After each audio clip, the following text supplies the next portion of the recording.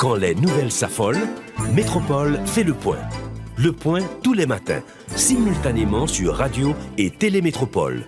Le point est une courtoisie de la BNC, Unipièce et Lisa Lotto.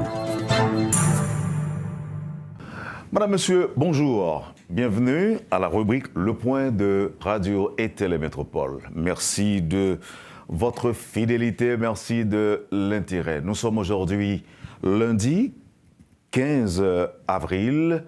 Nous avons le plaisir d'accueillir sur le plateau l'ancien ambassadeur des États-Unis en Haïti, Madame Pamela White. Avec notre invité, nous allons tenter de commenter l'actualité.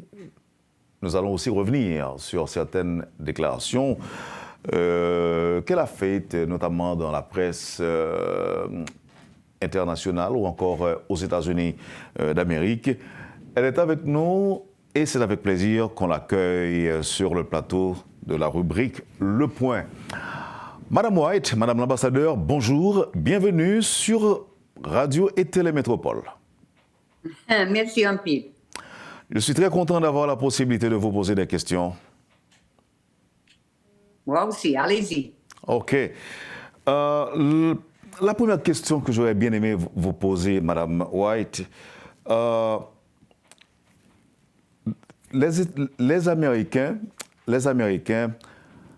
ne négocient, en fait, affirment ne pas négocier avec des terroristes. Comment vous comprenez le terme, comment pourriez-vous nous expliquer le terme terroriste? Qui l'est ou qui ne l'est pas? Ouais. Merci pour cette question parce que c'est beaucoup des amis en Haïti m'ont dit mais pourquoi vous avez dit ça, c'est pas bon de tout. Ma téléphone était bling bling bling bling bling 1000 fois.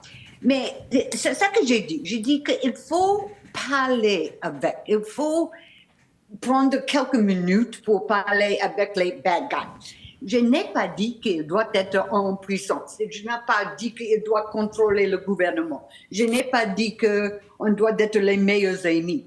Seulement que si vous avez quelqu'un qui contrôle 80% de Port-au-Prince et même plus, je crois, maintenant, je crois que c'est pas une mauvaise idée si quelqu'un, sous la table, si vous voulez, demande à lui, à cette barbecue et peut-être son équipe, seulement demander qu'est-ce que vous voulez. S'il dit, moi, je voudrais être président, OK, c'est fini. La négociation, c'est fini. Il ne va pas être président, évidemment. Mais de l'autre côté, moi, je crois que c'est absolument nécessaire d'avoir boots on the ground. C'est-à-dire, il faut une force militaire internationale. Et je crois qu'il doit avoir une bonne idée quel est le vrai problème, qu'est-ce qu'ils doivent faire, pourquoi ils sont là en Haïti. Et personnellement, moi, je crois que les troupes, 1000 troupes de Kenya, je n'ai pas beaucoup d'espoir pour eux. Je crois qu'il faut une force militaire. Et personnellement, je crois que ça doit être américain. Je sais que tout le monde, tous les diplomates en haut, les grands types de Washington a dit que c'est non, on ne va pas envoyer les troupes américaines en Haïti encore une fois. Mais pour moi, je ne vois pas une autre solution. Et une autre chose. Je crois que un journaliste ou quelqu'un a dit que Mme White, l'ancien ambassadeur, elle est un dumbass et on n'a pas besoin des dumbasses en Haïti. S'il vous plaît, madame, dans tous mes respects, je peux être une smart ass, je peux être un bad ass, mais je ne suis pas un dumbass. Merci. Vous traduisez pour nous cette dernière phrase? Oui. Il y a des gens qui disent que je suis un oiseau de mauvaise augure, que je suis quelqu'un qui n'est pas tout à fait positif ou bien qui prêche de mauvaises intentions. Je ne le suis pas. Je dis tout simplement que c'est nécessaire qu'il y ait certaines considérations particulières. Je dis, enfin, tout haut ce que les gens disent tout bas. OK, en tout cas, je n'avais fait allusion à personne en particulier quand j'ai posé la question, quand je vous ai posé la question, madame. Mais vous m'encouragez là à enchaîner avec une autre question. Notamment, est-ce que vous pensez que le gouvernement de Joe Biden reconnaîtrait un gouvernement issu d'un coup d'État avec Guy Philippe ou barbecue? Non. Est-ce que je crois que le gouvernement de Biden va parler avec un gouvernement qui était à la tête de Guy Philippe ou barbecue? Non, non, non, non, certainement. Pas de question de ça. Mais aussi, ça, c'est pas la solution. Ça, c'est sûr et certain. Mais de l'autre côté, cet nouveau conseil de transition, ça c'est aussi, il y a déjà des problèmes avec ça. J'ai lu ou j'ai parlé avec quelqu'un hier soir qui dit que je ne sais pas, la chose qui était dans le moniteur était complètement différente que les mots que le nouveau conseil veut d'être dans le moniteur. C'est-à-dire qu'il dit que les 7 membres, 9 peut-être, doivent avoir une certaine,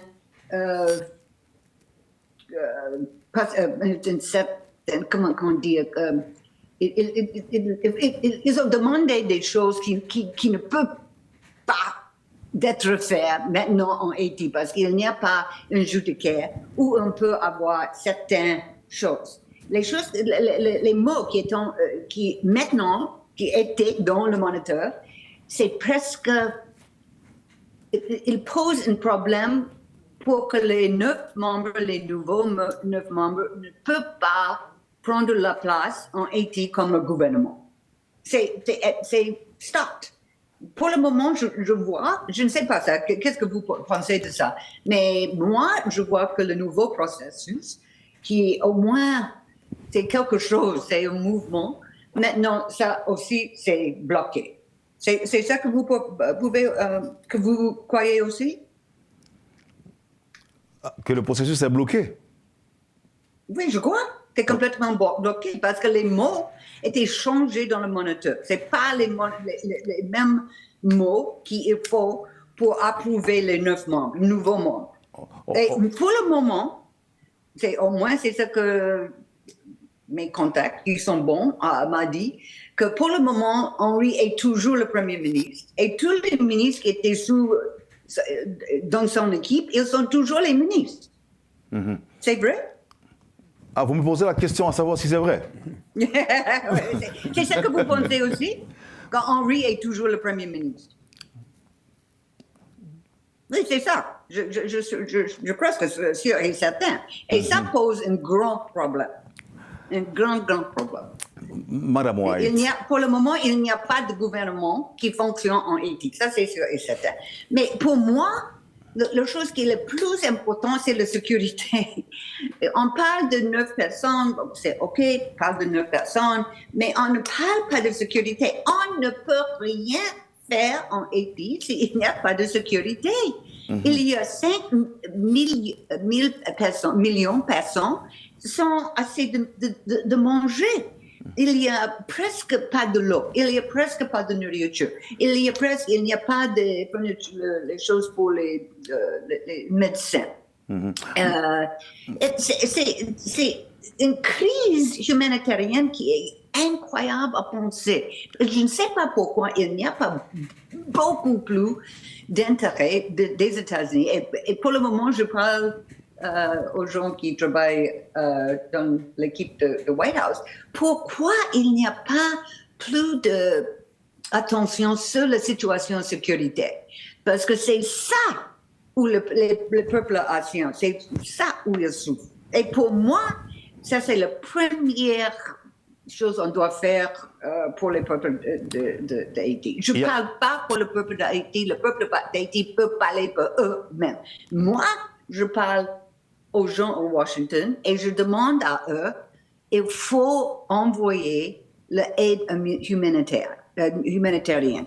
Il faut envoyer la nourriture et de l'eau et des choses médicales. Il faut faire ça hier. Pas demain, pas semaine prochaine, pas l'année.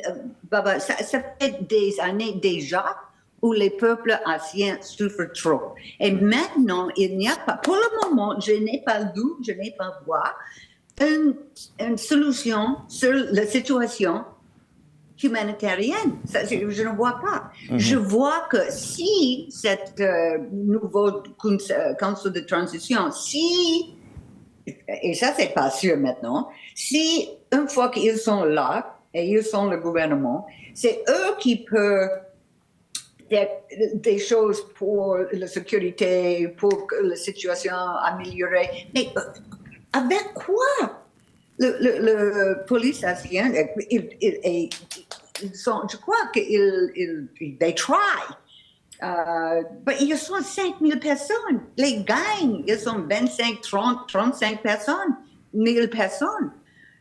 Comment 5000 personnes de police peuvent combattre 30 000 gang members? Moi, je ne vois pas comment le faire. Et est-ce que quelqu'un pense que les 1000 Kenyans vont venir en Haïti et tout se va bien? Je ne crois pas. Je crois qu'il faut une autre solution. Madame White, vous venez de dire il y a quelques instants que vous n'avez pas beaucoup d'espoir dans le déploiement de la force multinationale avec à sa tête les Kenyans. Si vous n'avez pas beaucoup d'espoir, c'est que vous pensez qu'il y a d'autres options. Et les Américains doivent être les autres solutions, les autres options. C'est ça que je dis. Je dis ça clair. Parce que je parle avec beaucoup de mes amis. Quelqu'un qui est en Haïti, il y a beaucoup qui sont en Washington et l'autre partie. Franchement, presque chacun, jusqu'à aujourd'hui, presque chacun a dit la même chose. 1000 Kenyans ne peuvent pas régler la situation sécurité en Haïti. Je crois que c'est incroyable que personne croit que ça c'est une possibilité. Moi, je ne vois pas comment ça va.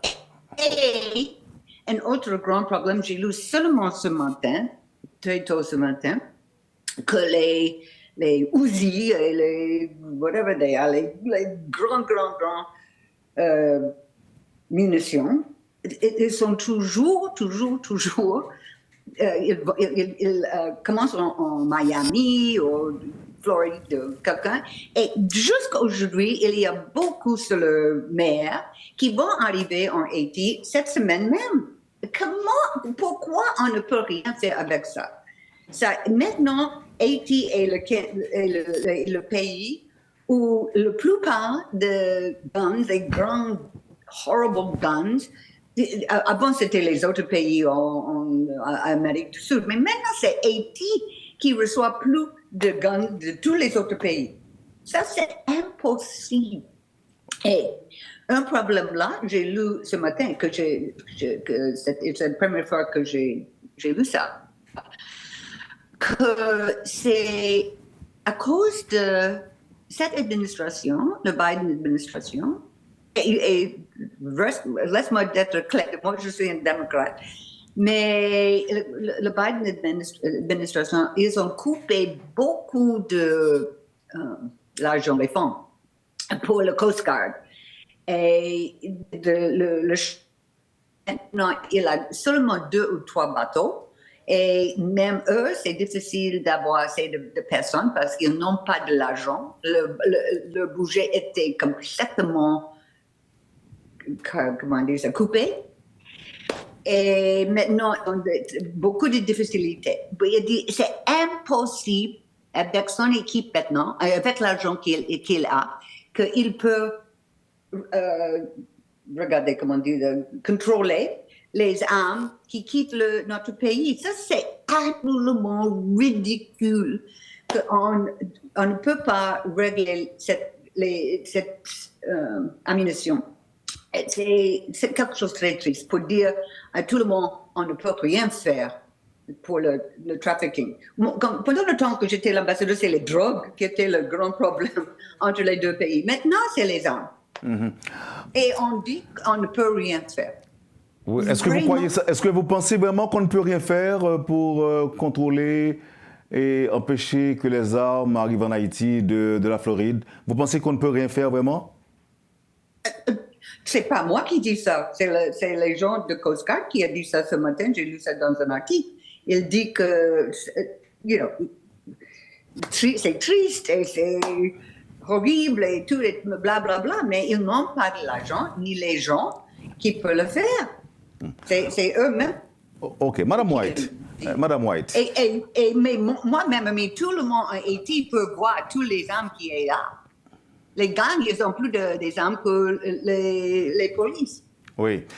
Il y a une hypothèse alimentée par certains groupes politiques qui prétend que les États-Unis auraient volontairement créé la crise haïtienne, planifié le chaos et même la destruction afin de venir se présenter en sauveur, occuper le pays et s'accaparer de ses ressources naturelles. Qu'est-ce que vous répondez, qu'est-ce que vous diriez à ces propos-là?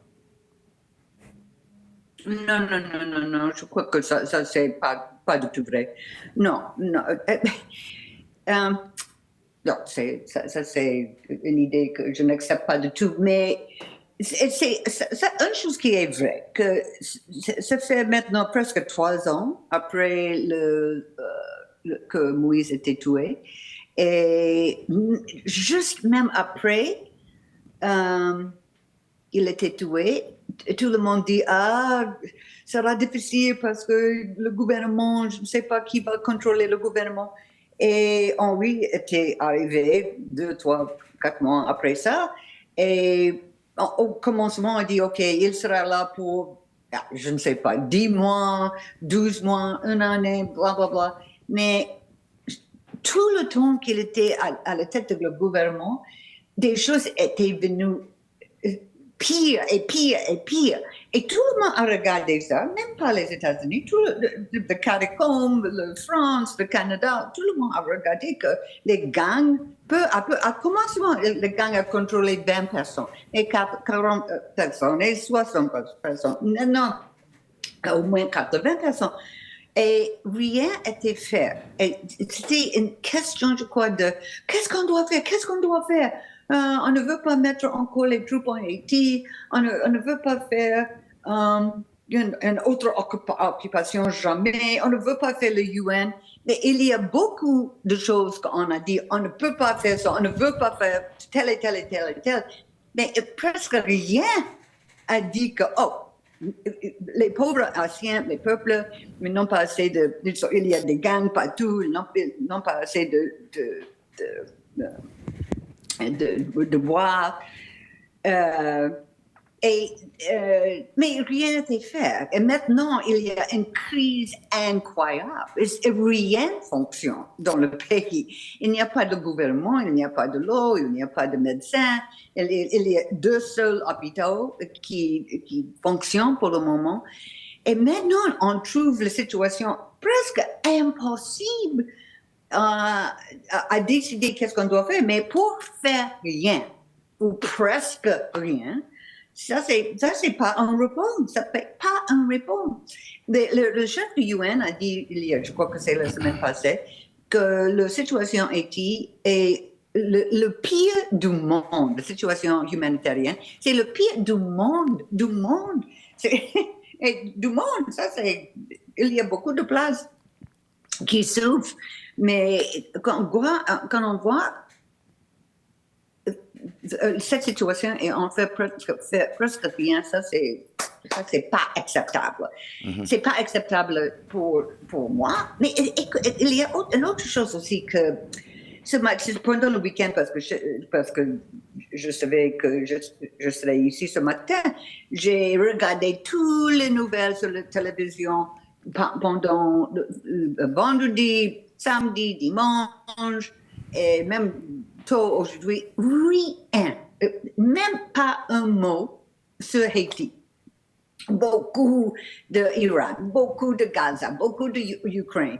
Mais même pas un mot. Et moi, je me demande pourquoi Haïti n'est pas sur toutes les nouvelles, télévision ou écrites ou quelque chose. Je ne comprends pas du tout. Mais ça c'est une autre chose qui... Vous, journalistes, et je suis sûre que vous avez beaucoup des amis aux États-Unis dans le domaine du journalisme, et vous devez parler avec eux. Il faut que Haïti est sur la télévision chaque jour, pour que on peut peut-être un peu shake the trees en Washington pour que Washington commence à faire quelque chose maintenant, pas hier, pas demain, pas la semaine prochaine, mais maintenant. Mais je ne vois pas, parce que c'est pas quelque chose qui est dans la nouvelle des États-Unis. Je crois que c'est quelque chose que permettent les politiciens à dire, OK, Haïti, on va faire quelque chose la semaine prochaine. Oh, on va envoyer 1000 soldats ou policiers de Kenya. Cette situation, c'est OK. Mais c'est pas OK. C'est pas du tout OK. Madame l'ambassadeur, il y a aujourd'hui un narratif très populaire qui veut faire croire que les pays occidentaux, États-Unis, la France, le Canada, refusent de prendre part directement à des opérations militaires en Haïti à cause des reproches qui leur sont donc adressés pour les échecs connus dans le passé. Est-ce que vous croyez que c'est justifié? Non. Malheureusement, je ne crois pas que c'est justifié. Et pourquoi est-ce que les États-Unis refusent? Non, je comprends bien qu'il y avait des problèmes. J'étais même là. Mais il y a le choléra, il y a des rapes, je ne sais pas le mot en français pour rape, je ne veux pas savoir. Je sais qu'il y a des problèmes avec les soldats dans les voisins. Ils ont fait des choses pas gentilles du tout, mais c'est-à-dire qu'ils prennent des choses sans payer. Il y a des choses qui n'étaient pas bonnes. Mais est-ce que ça, c'était vraiment horrible? J'accepte ça. Mais pour faire absolument rien, comme il y a un très fameux, très, très, très bon, intelligent ambassadeur Tom Shannon, qui connaît Haïti très bien, et il a visité pendant le temps que j'étais là souvent. Il était expert dans la région. Il était numéro 2 du département de l'État pour une certaine période de temps. Et il a dit que it is shameful que les États-Unis ne fassent pas quelque chose de plus pour Haïti. C'est-à-dire qu'il faut envoyer les troupes américaines. C'est shameful. Et pour moi, c'est ça que je crois aussi. Je ne veux pas que les troupes américaines sont en Haïti pour gérer le pays. Non, ce n'est pas le rôle du tout. Mais au moins, il faut aller pendant une période de 6 mois pour qu'il puisse ouvrir les humanitarian corridors. Les corridors, je ne sais pas si c'est le mot français, humanitariens, pour que l'aéroport peut fonctionner, que le port peut fonctionner, les routes même. Même maintenant, on ne peut pas travailler, voyager entre une ville et une autre. Il y a combien? 500 000 qui n'ont pas une place à habiter. Il faut que nous ayons au moins une solution, pas pour tout, pas pour 5 ans, même 1 an, mais au moins pour 6 mois. Il faut faire quelque chose, aussitôt que possible. Le Salvador de Nayib Bukele propose de venir en aide à Haïti pour éradiquer les gangs si s'ils sont financés, si les pays donateurs acceptent justement de financer leur déploiement en Haïti. Comment est-ce que le gouvernement américain perçoit l'offre de Nayib Bukele? Est-ce que vous auriez accepté de leur donner l'argent de la mission si les efforts du Kenya et les autres pays caribéens n'aboutissent pas? Et si vous étiez encore ambassadeur en Haïti, est-ce que vous auriez demandé à l'administration américaine d'accepter l'offre de Bukele? Non. Pourquoi? On n'a pas besoin de plus de violence. Non. Si on voit les troupes américaines, c'est pour arrêter la violence, c'est pas pour escalader la violence. Non, on ne va pas accepter ça. Mais il y a une autre chose que je voudrais dire, que cette troupe kenyane, le gouvernement kenyan, ils ont dit, il y a quelques jours, je ne sais pas, peut-être 5 ou 6 jours, que pour envoyer 1000 policiers en Haïti, ça va coûter $600 millions. 600 millions de dollars. Now, qui a contribué dans le fonds de UN? Il y a le Canada qui a contribué. Pour le moment, rien n'était dans le fonds, mais ils ont dit qu'ils vont donner 80 millions de dollars. Les États-Unis, ils ont dit 200 millions et un autre million pour l'aide humanitarienne. Peut-être ils ont dit aussi un autre million, mais ce n'est pas approuvé par le Congrès des États-Unis jusqu'à aujourd'hui. Et si le prix pour 1000 soldats est 600 millions de dollars, qui va payer ça pour 1000 soldats, 1000 policiers? Bon, je ne sais pas. Je crois personne. Je crois qu'il n'y a pas de pays qui vont payer dans cette forme. Et vraiment, 600 millions de dollars, c'est pour quoi? 1 année, 2 années, 3 années? Je ne sais pas. Mais pour moi, c'est beaucoup de l'argent pour 1000 policiers qui n'ont pas... Pour faire quoi? Je ne suis pas exactement sûre. Beaucoup de spécialistes... Mais pour le moment, il n'y a pas de l'argent pour cette mission. Pour le moment, il n'y a pas. L'argent n'est pas encore disponible, ou bien bloqué par le Congrès? L'argent pour les États-Unis est bloqué au Congrès, mais il n'y a rien pour les autres pays. Où est l'argent de France? Où est l'argent de EU? Où est l'argent de... Je ne sais pas, même pas un sou. Et est-ce qu'il y a un pays... Ça, c'est... Il y a un pays qui gère le basket fund? Non, il n'y a pas de basket fund. Il y a un basket fund à UN, mais pour le moment, au moins, j'ai lu il y a quelques jours, je ne suis pas au courant, mais c'est pas longtemps non plus, qu'il y a 11 millions dans le basket fund à UN, pour le moment. Géré par les Nations Unies? Yeah. OK.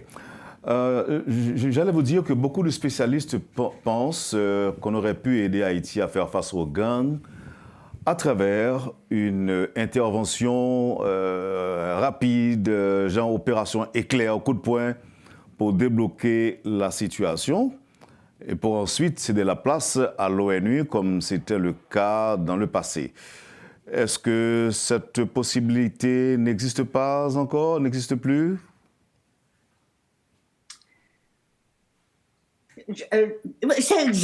Ça existe toujours. Mais d'être sûr que moi, je ne parle pas pour le gouvernement des États-Unis. Je ne travaille pas pour eux. Je suis sûre qu'ils sont contents de ça pour ce moment. Mais je parle seulement parce que j'ai une voix. Et peut-être il y a personne qui dit peut-être c'est une bonne idée. Oh, OK, on va penser de ça. Au moins mettre des idées dans leur tête. Mais toujours, c'est une possibilité. Mais c'est une possibilité pour envoyer les troupes américaines aussi, mais ce n'est pas une probabilité pour les deux. Malheureusement, parce que je crois que c'est quelque chose qui, tous les un ou l'autre doit faire. Pour moi, ce sera plus difficile à organiser les troupes de UN. C'est plus difficile parce que c'est beaucoup de nations qui doivent faire partie de cette intervention. Mais pour les États-Unis, c'est beaucoup plus facile parce que si nous dites aux marines, bon, c'est vous.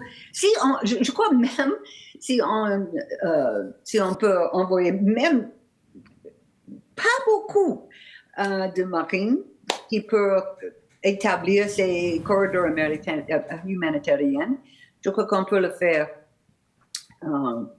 sans trop d'organisation. Mais le UN, c'est compliqué.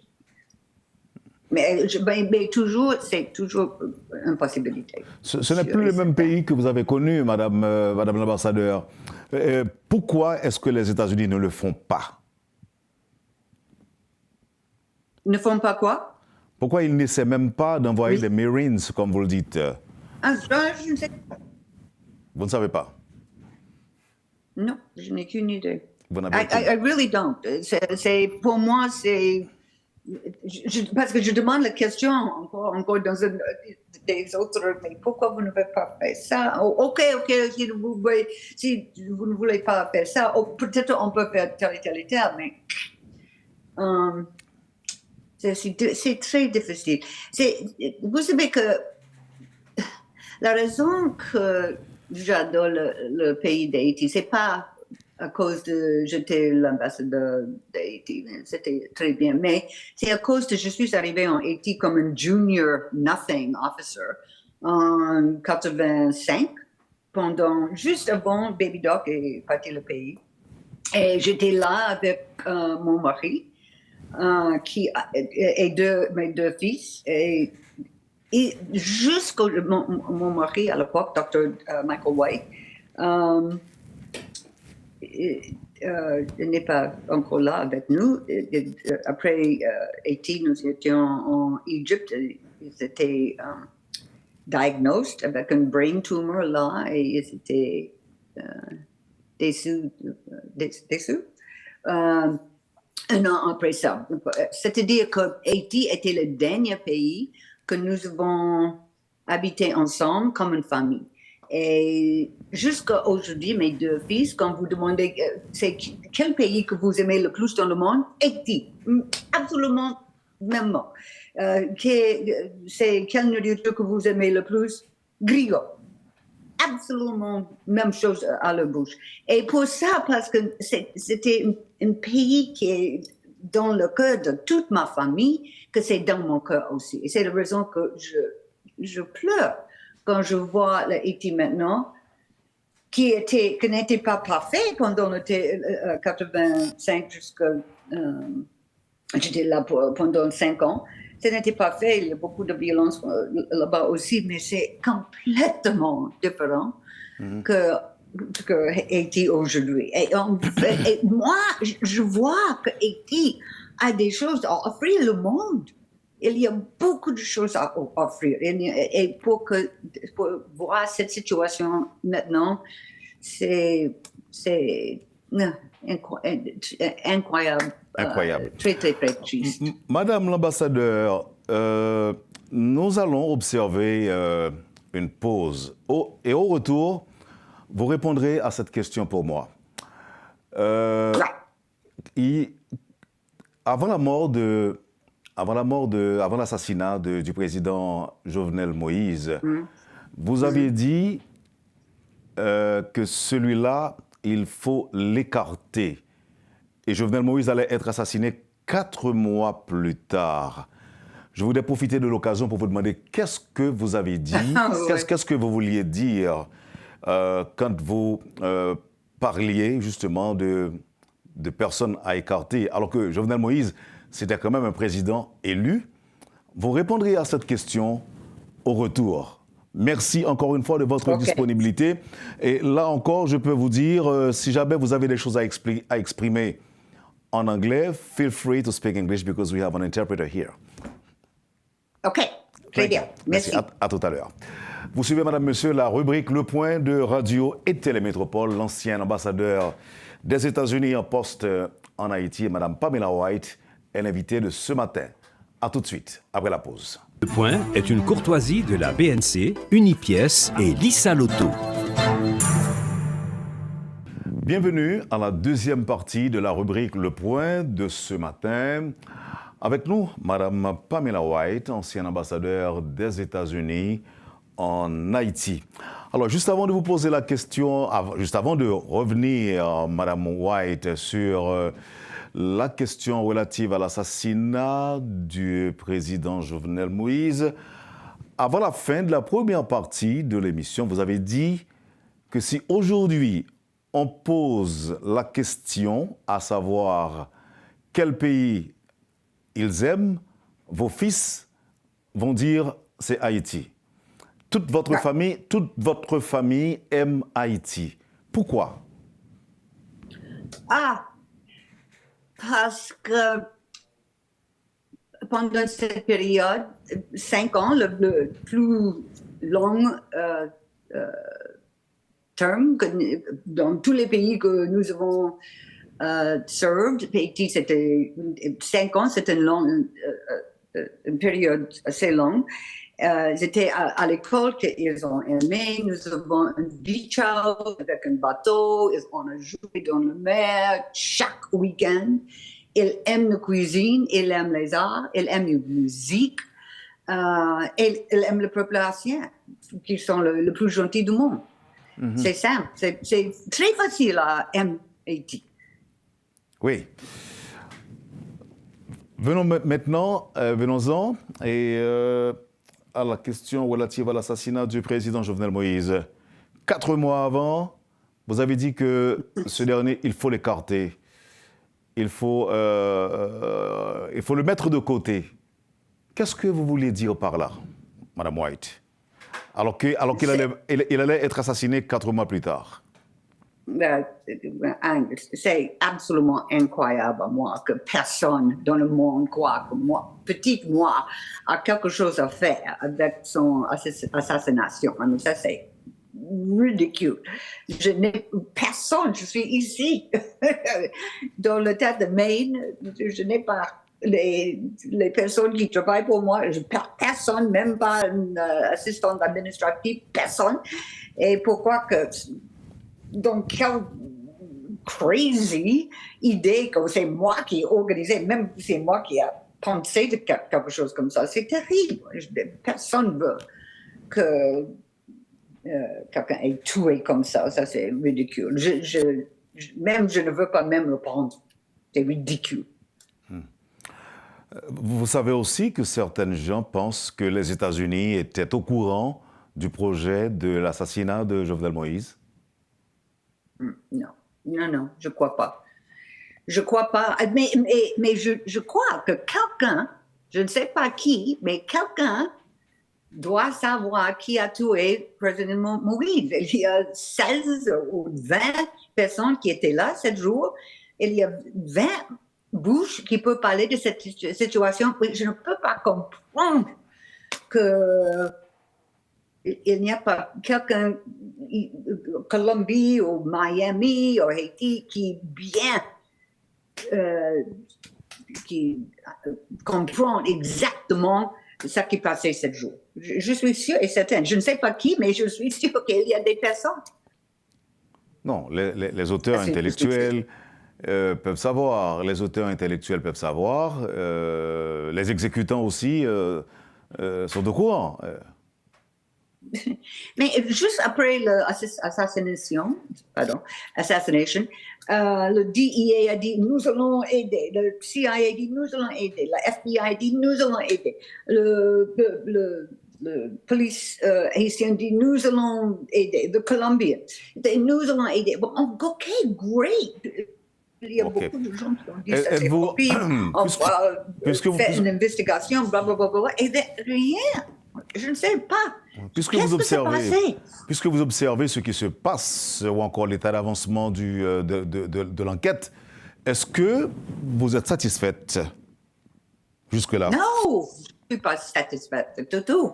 Et il y a beaucoup de monde, beaucoup important que moi, qui doit demander une réponse de cette question. Qui a tué le président? C'est important à savoir. Mais qui va demander ça? Vous savez qui va demander, vous, les journalistes. Parce qu'il n'y a pas de gouvernement, il n'y a pas des gens dans le secteur judiciaire. Ça va tomber sur vous à demander qu'est-ce que s'est passé. Il y a quelqu'un qui sait qu'est-ce que s'est passé cette journée-là. Et avant.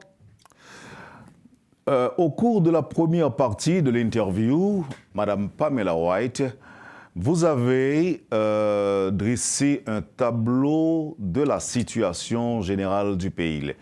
Ports et aéroports sont fermés, ne fonctionnent pas. Toutes les activités sont paralysées. Nous sommes en Haïti en pleine crise humanitaire. Et c'est dans ce contexte-là que le gouvernement démissionnaire, dirigé par le Premier ministre Ariel Henry, a publié le décret portant création du CP, le Conseil présidentiel de transition. Est-ce que vous demeurez optimiste par rapport à cette étape franchie? Est-ce que vous pensez que la fin de la crise, ce serait pour bientôt, quand on constate que les États-Unis saluent, les États-Unis applaudissent la création du CP? Est-ce que vous pensez que la fin de la crise est pour bientôt?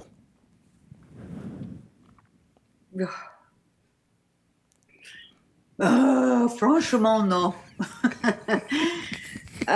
Mais il faut donner une chance. Il n'y a rien d'autre sur la table pour le moment. Mais la chose importante que je voudrais dire sur ce sujet, je crois qu'il faut au moins donner une chance à cette CET. Mais ça, c'est un grand problème. Et, je voudrais dire ça en anglais pour qu'on peut traduire. Oui. Parce que c'est ça qu'on me dit. They've told me that Henri and his équipe has said that for these 9 members to be approved by him, that they have to do certain conditions that he's put in the monitor, that they changed the language in the monitor. And in the monitor, it says that they need certain approvals by agencies or organizations in the government of Haiti that don't exist.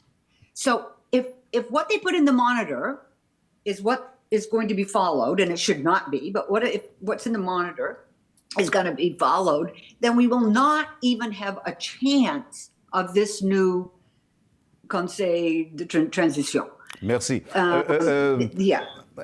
And listen to me, that somebody has got to tell Henri and his team that they have to go. Henri est encore, pour cet instant, Henri est toujours le Premier ministre d'Haïti, jusqu'à aujourd'hui. Et quelqu'un doit dire, votre temps est fini. You know, I've seen in my career that once a person has power, I've seen this in Africa over and over and over, to give it up is almost impossible. The lure of power is so bright and so strong that no one wants to give it up. And that's true of Hungary. But the United States government has got to say, go. Ils ont dit ça une fois, il faut dire ça encore. Traduction. Merci beaucoup, madame.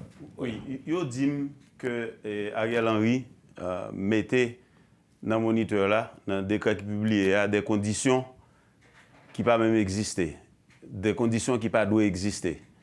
Ça est écrit dans le moniteur, pas qu'à fait, il pas doit fait.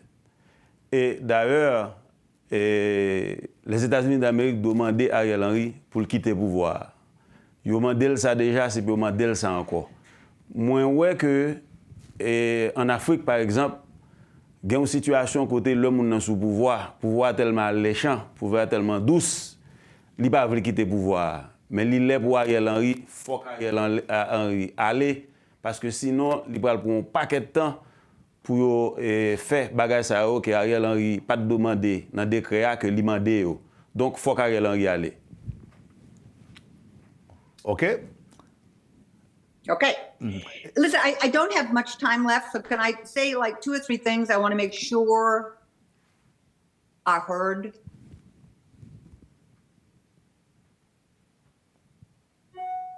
M'pa grand pile temps, mais gen 2-3 bagages m'ta m'a dit que m'voulais faire certain que c'est ça me détendait. Yes, allez-y, madame.